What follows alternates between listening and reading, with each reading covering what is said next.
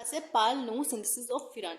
इसके अंदर क्या होता है, हमारे पास 1,4 डाई कार्बोनाइल ग्रुप होता है, मतलब एक कंपाउंड होता है। तो acid catalysed dehydration of the 1,4 di carbonyl compound and gives furan derivatives. तो जो हमारे पास यहाँ पे 1,4 डाई कार्बोनाइल कंपाउंड, ये हमारे पास कंपाउंड है। इसके अंदर जब हमने हाइड्रोजन का, तो यहाँ पे डिहाइड्रेशन होगी। डिहाइड्रेशन होने से क्या होगा, हमारे पास यहाँ पे क्या बन जाएगा, फ्यूरान। फ्यूरान का स्ट्रक्चर, यानी फ्यूरान का स्ट्रक्चर नहीं, मतलब डेरिवेटिव बनेगा। ठीक है, मैंने पहले बताया था डेरिवेटिव बनते हैं। नेक्स्ट हमारे पास है फास्ट बाइनरी सिंथेसिस। तो इसमें क्या होगा, जो हमारे पास अल्फा हेलो कीटोन्स होते हैं और बीटा कीटो एस्टर्स होते हैं। यानी देखो हमारे पास जो यहाँ पे क्या है, हमने सिर्फ पिछली वीडियो में मतलब देखा था कि जो हमारे पास अल्फा हेलो कीटोन्स जो होते हैं, हमारे पास अल्फा हेलो कीटोन्स ये है और बीटा कीटो एस्टर के हमारे पास ये है। अब इसके अंदर हमने NaOH और पायरीन जब ऐड किया तो यहाँ पे क्या होगा, HCl रिमूव होगा और डिहाइड्रेशन होगी। उसके बाद यहाँ पे हमारे क्या बन जाएगा, फ्यूरान का डेरिवेटिव बन जाएगा।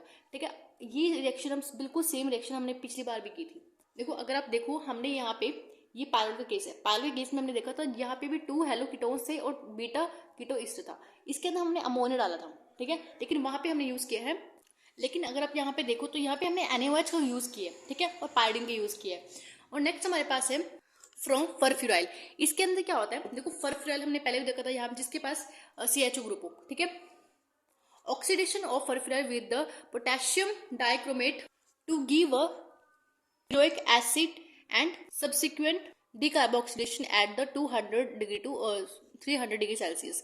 तो यहाँ पे हमारे पास जो फरफ्यूराइल है, यहाँ पे हमारे पास पोटेशियम डाइक्रोमेट के प्रेजेंस में क्या होगा, हमारे पास यहाँ पे फ्यूरिक एसिड बनेगा। तो फ्यूरिक एसिड में हमारे पास क्या होगा, COH, क्योंकि एसिड है तो COH ग्रुप ऐड होगा। यहाँ पे अल्डिहाइड ग्रुप हट के COH ग्रुप ऐड हो जाएगा। ठीक है, उसके बाद हमारे पास यहाँ पे क्या होगा, जब हम इसको हीट करेंगे, इस पर्टिकुलर कंपाउंड को जब हम हीट करेंगे तो यहाँ पे हमारे पास क्या बन जाएगा, फ्यूरान।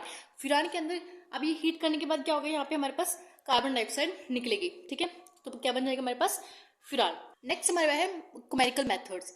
अब कोमेरिकल मेथड्स में क्या होगा, decarboxylation of furfuryl in the steam in the presence of the silver oxide catalyst gives a furan. अब हमारे पास यहाँ पे फरफ्यूराइल है, इसके अंदर जब हम अपना सिल्वर ऑक्साइड, ये हमारे पास सिल्वर ऑक्साइड है, फरफ्यूरान का स्ट्रक्चर क्या है, COH। अब यहाँ पे सिल्वर ऑक्साइड क्या करेगा, यहाँ पे जो स्टीम के साथ CO जो हमारे पास या बोल सकते हो कंपाउंड या कुछ भी, ठीक है, जिसका साइड प्रोडक्ट है वो है मतलब CO। तो फ्यूरान यहाँ पे फॉर्म हो जाएगा।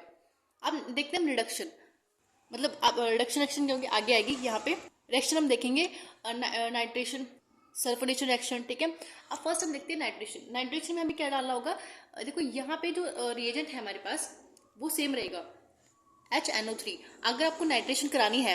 और एक चीज़ और, यहाँ पे भी जो जब भी हमारे पास क्या होगा, सेकंड पोजीशन पे हमारा ज़्यादा स्टेबल होगा कंपाउंड, तो सेकंड पोजीशन पे हमारा क्या होगा, ज़्यादा जो जैसे NO2 ग्रुप है, ये ग्रुप कहाँ लगेगा, ज़्यादातर टू पोजीशन पे लगेगा, क्योंकि ये ज़्यादा स्टेबल पोजीशन है। ठीक है, तो यहाँ पे जब हम नाइट्रेशन कराएंगे तो HNO3 के प्रेजेंस में यहाँ पे NO2 ग्रुप यहाँ पे ऐड हो जाएगा, तो 2 नाइट्रोफ्यूरान।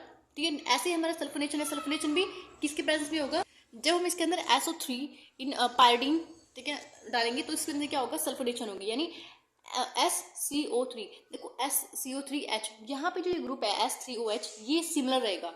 अगर आपने पहले भी देखा हो पायरोल के केस में, तो यहाँ पे भी सल्फोनेशन हुई थी, जब नाइट्रेशन हुई थी, यहाँ पे नाइट्रेशन के केस में NO2 लगा था और यहाँ पे SNO3H लगा था। ठीक है, सेम वही सिस्टम होगा यहाँ पे भी। नेक्स्ट हमारे पास है क्लोरीनेशन। तो यहाँ पे मतलब हेलोजिनेशन भी बोल सकते हैं आप इसको। आपने जिस यहाँ पे क्या किया है, हेलोजिनेशन को, हेलोजिनेशन में कुछ भी कर सकते हो आप। देखो यहाँ पे हेलोजिनेशन जब आपने Cl2 ग्रुप लिया, मतलब आप बोल सकते हो, इसके बाद में रेडिकल फॉर्म होते हैं। तो यहाँ पे क्या होगा, हमारे पास ये जो सेकंड पोजीशन है इसके ऊपर जाके क्या लग जाएगा, Cl ग्रुप लग जाएगा। और दूसरे वाले केस में क्या होगा, मतलब Cl ग्रुप दोनों तरफ, यहाँ पे 2, ये भी 2 पोजीशन है, ये भी 2 पोजीशन है। अगर आप इधर से देखो तो ये भी 2 पोजीशन होगी, अगर इधर से चलो तो ये भी 2 पोजीशन होगी। तो यहाँ पे 2 क्लोरोफ्यूरान भी बन सकता है और 2,5 डाई क्लोरोफ्यूरान भी बन सकता है। ऐसे ही ब्रोमिनेशन में भी सेम हो सकता है। ठीक है, आप इसको हेलोजिनेशन में डाल सकते हो सारी रिएक्शन को, जो आयोडीन वाली हो गई, क्लोराइड वाली होगी, ब्रोमाइड वाली होगी, सारी हेलोजिनेशन रिएक्शन है हमारी। ठीक है, नेक्स्ट हमारे पास फिडल क्राफ्ट एसाइलेशन। तो फ्रीडरक्राफ्ट एसाइलेशन में क्या होता है, हमारे पास यहाँ पे SnCl4, ठीक है, इसके प्रेजेंस में यहाँ पे CH3CO2O है, यहाँ पे एसाइलेशन हो गया, यानी जो हमारा एसाइल ग्रुप है COCH3 वो ऐड होगा और क्या बन जाएगा हमारे पास 2-एसाइल फ्यूरान। नेक्स्ट हमारे पास है फॉर्मेशन ऑफ मीन्स फॉर्मलाइजेशन, यानी इसमें क्या होगा, जो फॉर्माइल ग्रुप है हमारा, ठीक है, जैसे डिफरेंट होता है हमारे पास फॉर्माइल क्लोराइड। फॉर्माइल क्लोराइड में क्या होगा हमारे पास, देखो जो गैटरमैन कोच फॉर्मुलेशन है, इसके अंदर फॉर्मुलेशन रिएक्शंस होती हैं, ठीक है। तो फर्स्ट हमारी है गैटरमैन कोच फॉर्मुलेशन। तो इसके अंदर क्या होता है, फ्यूरान के अंदर हम फॉर्माइल क्लोराइड जब ऐड करते हैं इन द प्रेजेंस ऑफ कैटलिस्ट, ये कैटलिस्ट है हमारे पास AlCl3 और कॉपर क्लोराइड। तो जब हम कॉपर क्लोराइड और इसके प्रेजेंस में क्या करेंगे, इसके साथ इसको रिएक्ट कराएंगे तो हमारे पास क्या बनेगा, फर-फ्यूराइल। तो फर-फ्यूराइल के फर्दर आप बना सकते हो, ठीक है, सेम रिएक्शन के साथ। देखो अगर आपको इस फर-फ्यूराइल को ज़्यादा फ्यूरान में कन्वर्ट करना है, ठीक है, अगर आपको फ्यूरान में कन्वर्ट करना है तो आप इसको इसके अंदर रीजन डाल के हीट करके आप इसको फ्यूरान में भी कन्वर्ट कर सकते हो इजीली, ठीक है। तो मतलब मेन सोर्स क्या है फ्यूरान का, आपने पहले भी पढ़ा था, फ्यूरान का मेन सोर्स क्या है, वो है फर-फ्यूराइल, ठीक है। नेक्स्ट हमारे पास है वेल्समेयर फॉर्मुलेशन। तो यहाँ पे हमारे पास है फ्यूरान है, ठीक है, इसके अंदर हमने क्या डाला है, डाईमिथाइल फॉर्मामाइड। इसके अंदर हमने इसकी फुल फॉर्म है POCl3, जब हमने डाला तो हमारे पास क्या बन गया, फर-फ्यूराइल, ठीक है। नेक्स्ट हमारे पास है डायल्स-ऑल्डर रिएक्शन।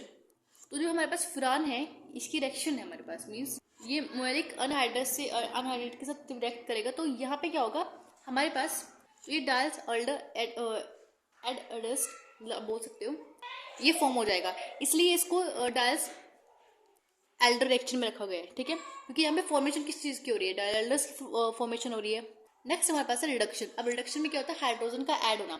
अब फ्यूरान में जब हाइड्रोजन का एडिशन होगा तो यहाँ पे वो भी निकल प्रेजेंस में, देखो यहाँ पे हम कई बार निकल भी लेते हैं क्योंकि निकल के एक मेटल है, तो मेटल की सरफेस पे हाइड्रोजन मतलब अच्छे से सेटल डाउन हो जाएगा। उसके बाद यहाँ पे हाइड्रोजन रिएक्ट करेगा, उसके बाद फॉर्म होगा टेट्रा हाइड्रोफ्यूरान, ठीक है। नेक्स्ट हमारी रिएक्शन है गोमबर्ग रिएक्शन। तो यहाँ पे जो फ्यूरान है, फ्यूरान बेंजीन डायजोनियम क्लोराइड के साथ रिएक्ट करेगा और इन द प्रेजेंस ऑफ NaOH। तो यहाँ पे जब ये रिएक्ट करेगा तो हमारे पास क्या बन जाएगा, 2-फिनाइल फ्यूरान, ठीक है।